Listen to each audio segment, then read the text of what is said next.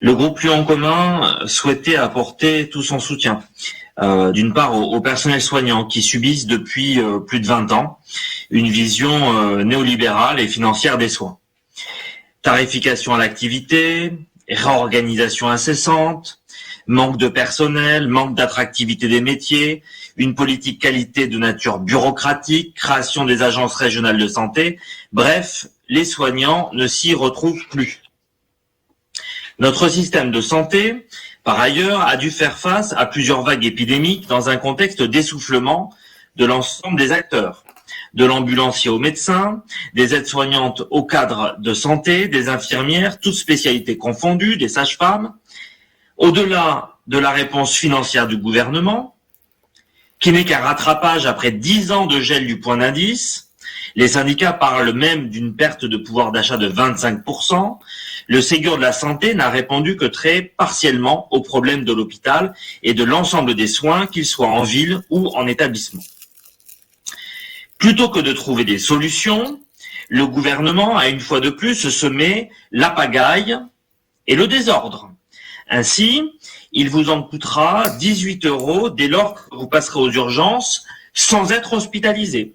À l'heure où le pouvoir d'achat est central pour nos concitoyens, voilà encore une mesure contre-productive qui va éloigner les personnes des urgences car ils n'en auront pas les moyens. Par ailleurs, la pandémie de Covid n'a pas frappé à l'aveugle et c'est essentiellement nos compatriotes les plus précaires qui sont décédés du Covid. En effet, les différences inscrites dans la hiérarchie sociale se traduisent en disparité devant la maladie et devant la mort.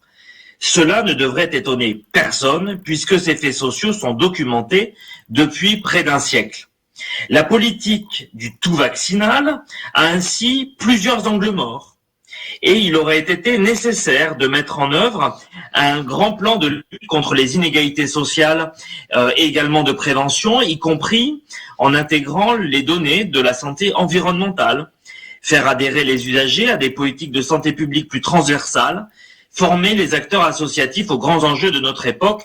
Rien de tout cela n'a été engagé.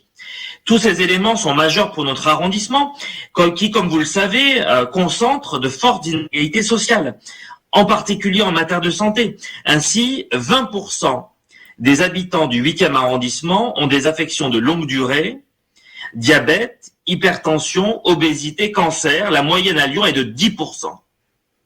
Donc nous sommes à près du double. J'en arrive à la délibération. Les maisons médicales de garde existe depuis le début des années 80 et il aura fallu attendre le début des années 2000 pour voir le dispositif se généraliser dans les grandes villes du pays. En toute logique, la montée en puissance des maisons médicales de garde correspond au désengagement hospitalier qui aboutit aujourd'hui aux 18 € de consultation que j'évoquais.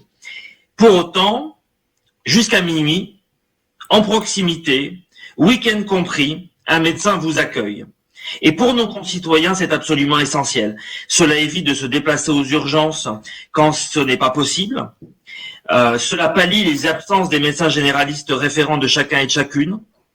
Les maisons médicales de garde sont devenues un maillon essentiel de la chaîne de soins.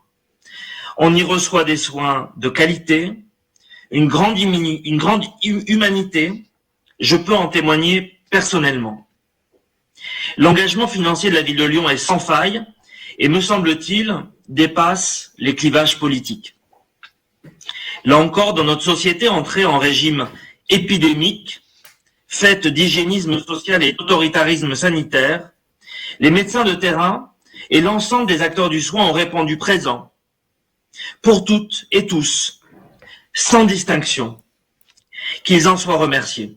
Comme sur tant d'autres sujets, notre époque appelle à un changement de paradigme, du fait du changement climatique et de ses conséquences dans l'ensemble des secteurs d'activité et dans nos vies.